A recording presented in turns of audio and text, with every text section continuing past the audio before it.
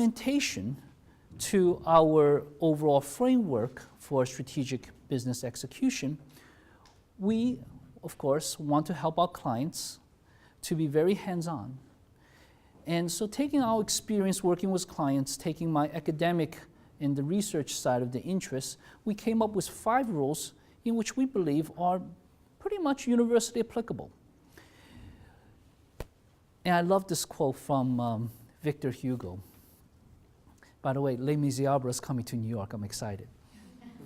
And as a secret here, I actually bought the ticket for the next May, very good seat, to celebrate my anniversary, but my wife doesn't know it. And he said it. I think he said it very nice. She's not going to listen to this whole thing. I could assure you that. I love this quote. One cannot resist an idea whose time has come. I believe the focus on business execution is now. People has been, a lot of practitioners, executives have been asking for business execution for a very long time.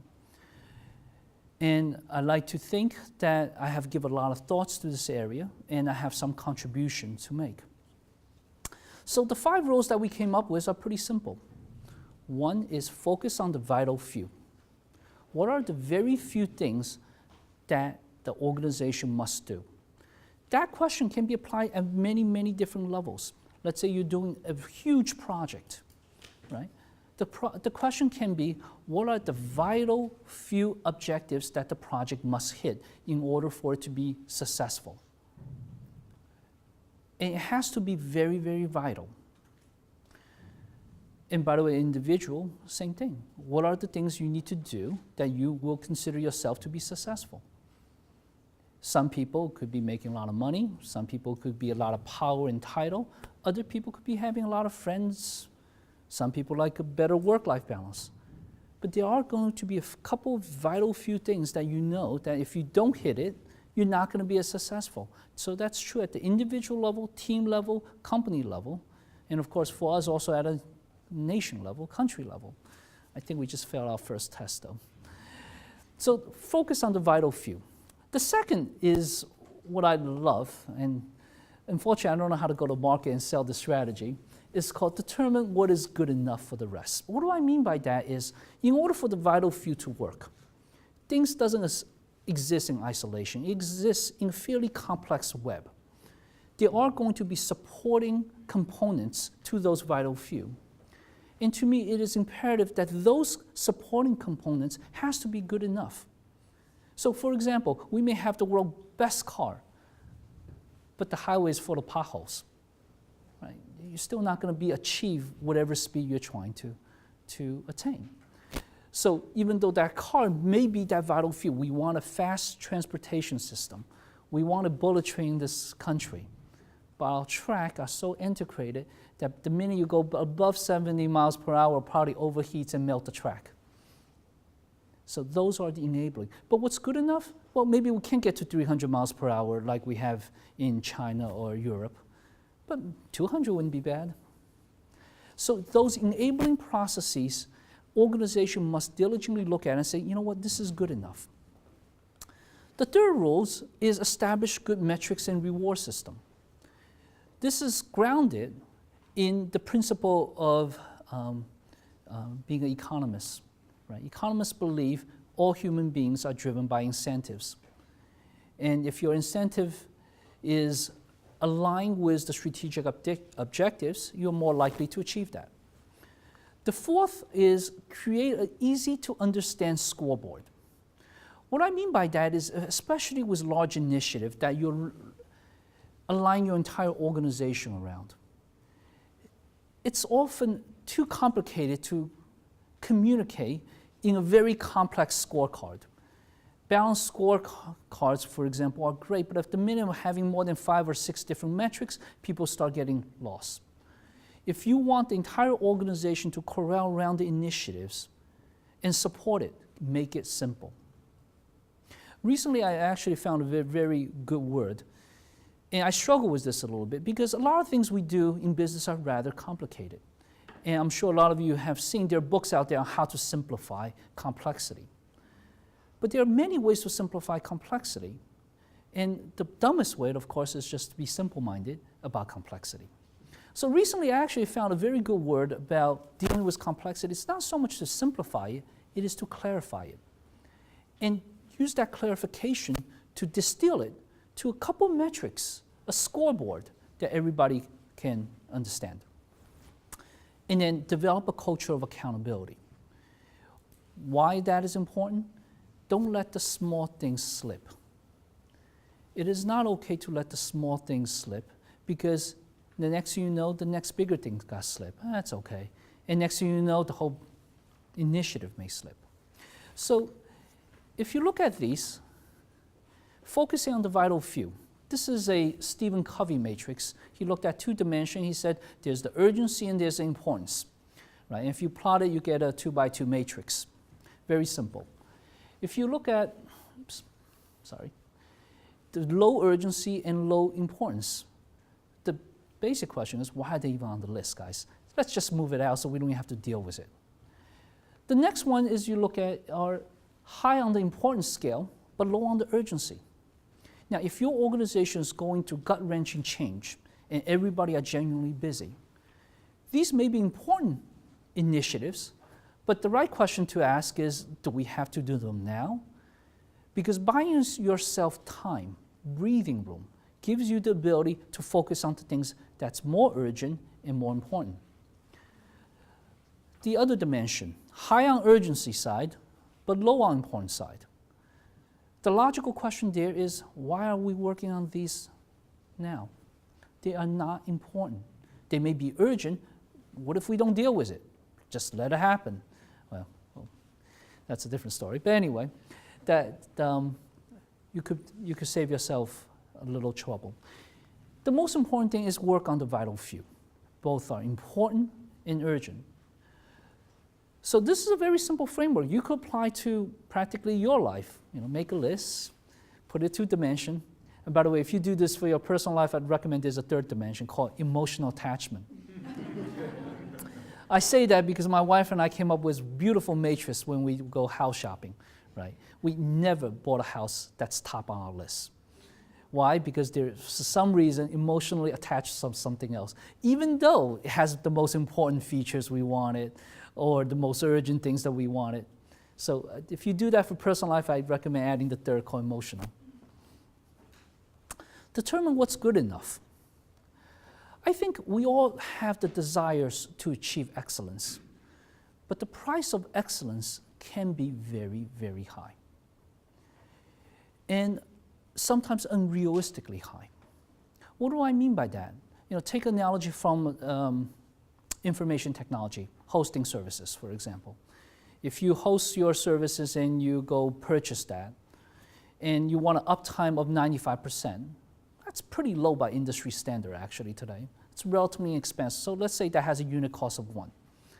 The difference between 95% and 99% could be not just 1 time the cost, it could be 2, 3, 4 times the cost.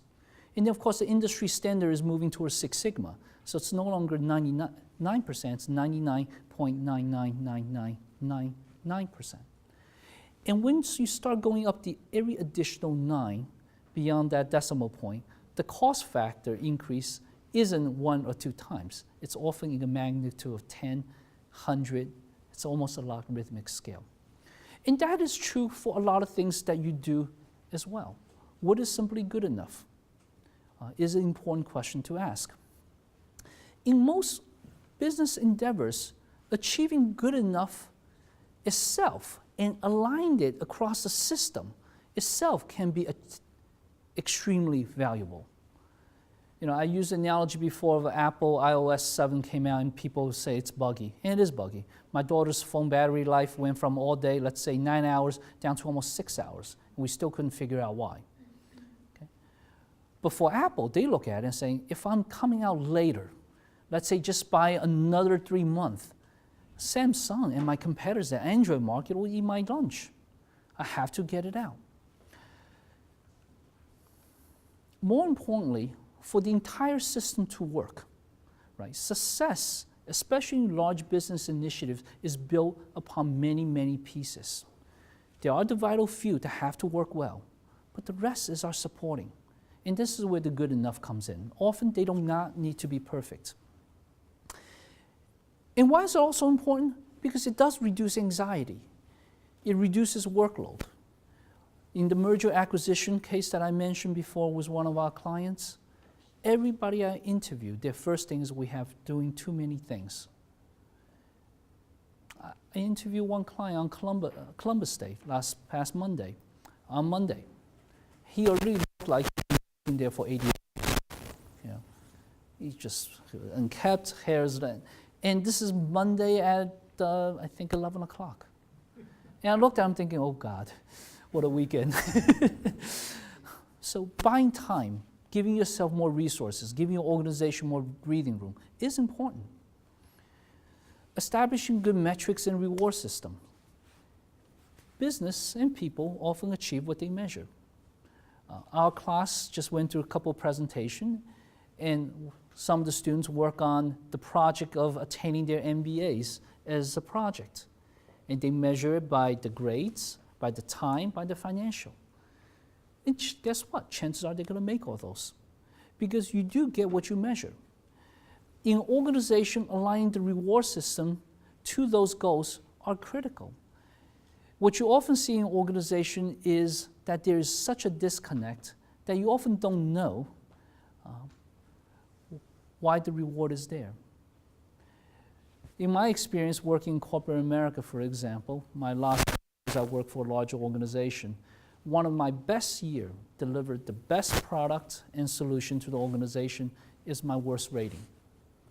I never understood that. And that misalignment can be extremely painful for the individual, but for the company, I left.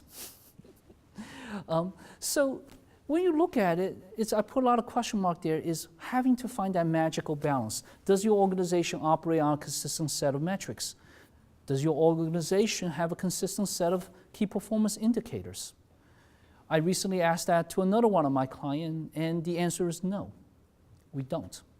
We don't even have it, actually. We only have it at some departmental level, but it doesn't roll up.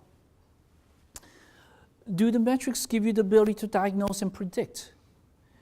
Predictive powers, so in other words, give you an indicator a little bit into the future of how well you're likely to perform 3 months downstream. What is that visibility? Are people and team rewarded for the right results and behaviors? Organizations should critically challenge their current metrics and make sure they measure the desired outcome. Larry Bossidy, in his book, The Discipline of Getting Things Done, he pointed out that reward system, and Honeywell was very big on making sure they have the right reward system for their employees. It is pivotal to motivating people. So I thought that was important. And then scoreboard. I think there are some very, very good scoreboards out there. We didn't put any of them here, but a couple of things that you can see. I think traffic sign is one of the best scoreboard. It's universally adopted, pretty much all over the world. Some countries may have 4 colors, not necessarily always 3, but 3 is the most common one that I have seen. And immediately when people see red, you know it's stop. Right? That's a classic scoreboard. We adopt that in project management. And if people remember, Homeland Security before had a 5-color system, that was creating a bit of chaos, right? I think they got rid of the color system altogether now. The other great scoreboards that people tend to intuitively understand are any type of point system, soccer, should say basketball, not basket, football, etc. There are also goalposts, revenues, profit goals, profit margin, market share. I often love United Way's, for donation. This is our goal, this is where we are, sort of a temperature thermometer. That works very nice. If you want the change to be executable by a massive number of people in your organization, especially in the M&A case in my example, the client, coming up with the right scoreboard that people can align their projects and understood when they're making progress is paramount, because momentum, positive momentum builds on each other. And then lastly is develop a culture of accountability.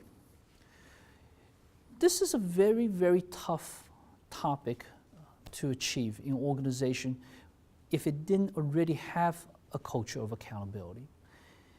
And what does that mean is that people, it is not okay to let that date slip, scope creep.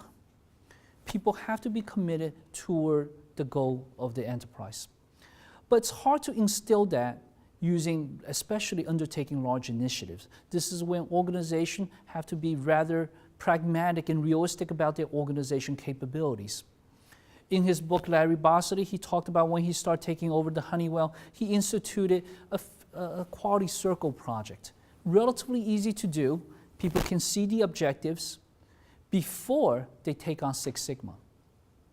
In the client organization, we advocate, let's put in together simple metrics, putting together a framework for managing projects, in which now you have a baseline of dates, schedule, costs, resources, and you now can start measuring people against that and start helping them to achieve those goals. You start small, because once you start building that winning mentality and able to accomplish the smaller things, the organization is now prepared to take on larger initiatives. So that rhythm of accomplishment has to be established. And I think the fifth factor in our 5 rules is the hardest to do. Because finding what's the right level of challenge for the organization at any one time is not an easy task. And this is when the leaders also have to be flexible. And I think, but if you do that well, you build the right cadence of accountability, then organization will become strengthened over time and able to take on larger initiatives. So that's our 5th rule.